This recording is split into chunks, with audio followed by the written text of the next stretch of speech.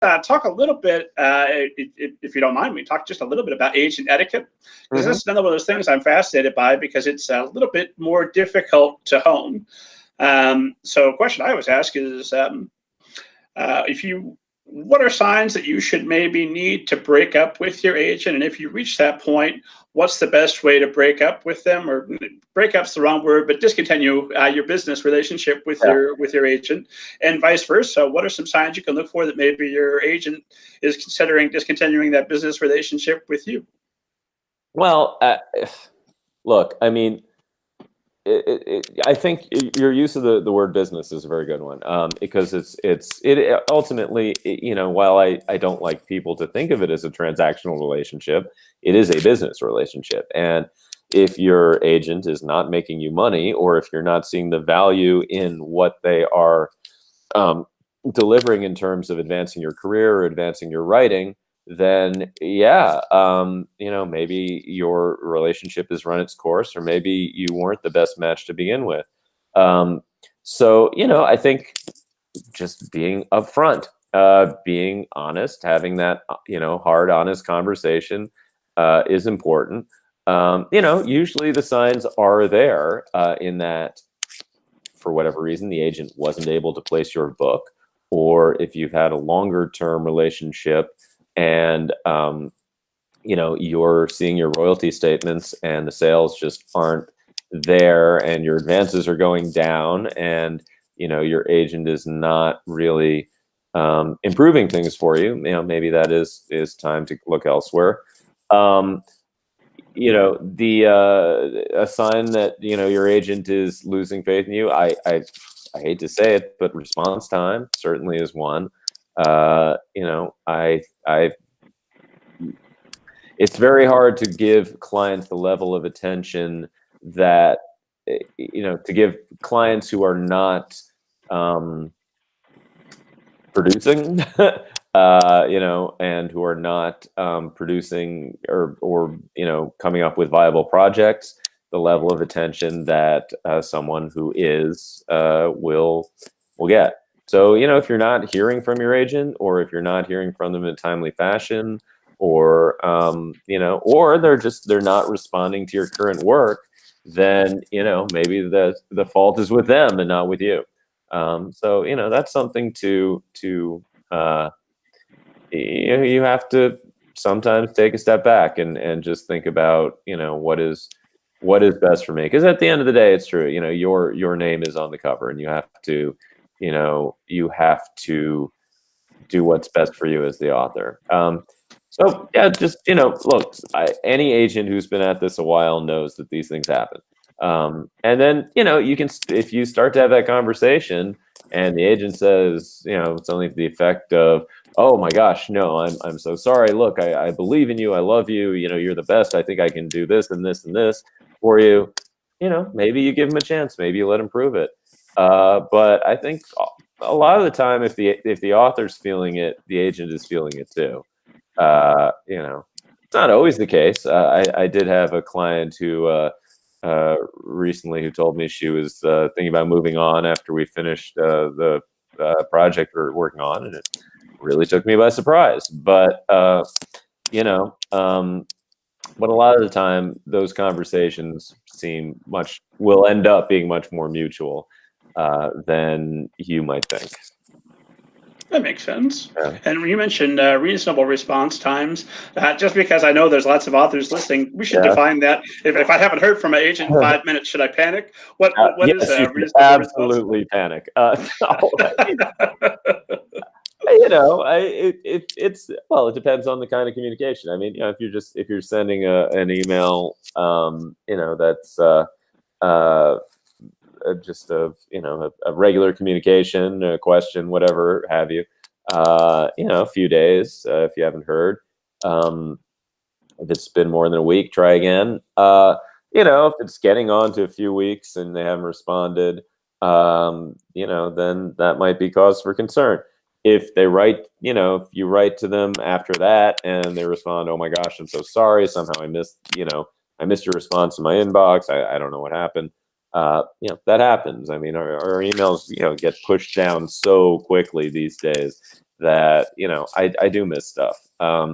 So, see what happens then. If it's still more radio silence, then then there might be some cause for concern. But every client likes to think that they are the only client that agent has. And we try and make those clients feel like they're the only client that the agent has. I mean, we want you to feel special, and we want you to feel like you've got our undivided attention. But we do have a lot of clients, and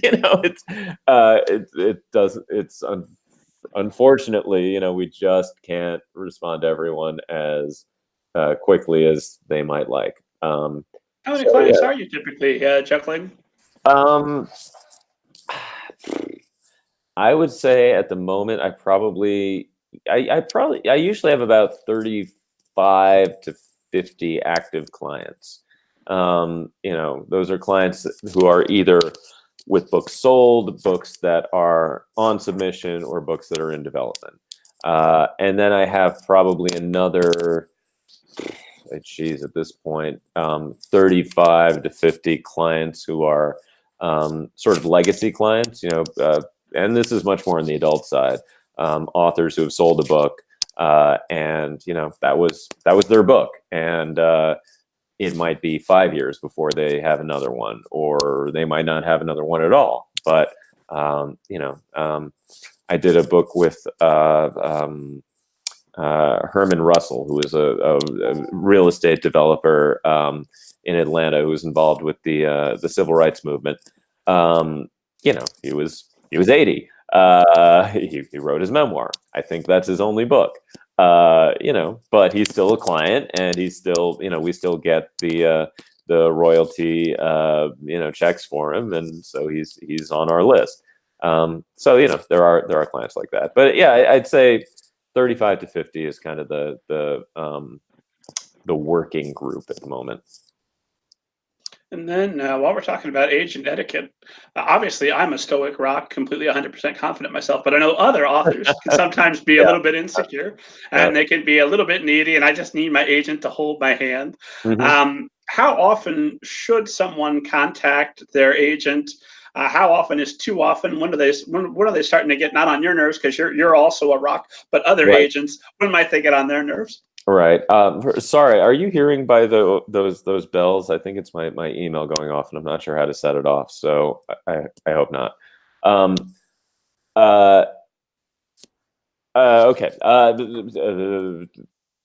I think in that case, so to answer that question, every agent is different in that respect. I think that's a personality thing as much as anything else. Some agents are, their author's best friends, and they go on vacation together, and they, have matching T-shirts made and whatever. And, and they're there for them if they need the hand holding, and they will talk long into the night and all that stuff. I'm not that kind of guy. I'm sorry to say, I tend to keep things much more professional. I have very few clients who I've ever had to talk off the ledge. I think when my sort of strategy with that is usually to just, talk about it. Like, okay, you're hitting a wall. All right, let's make a plan. Let's, what are the steps we can take to address this?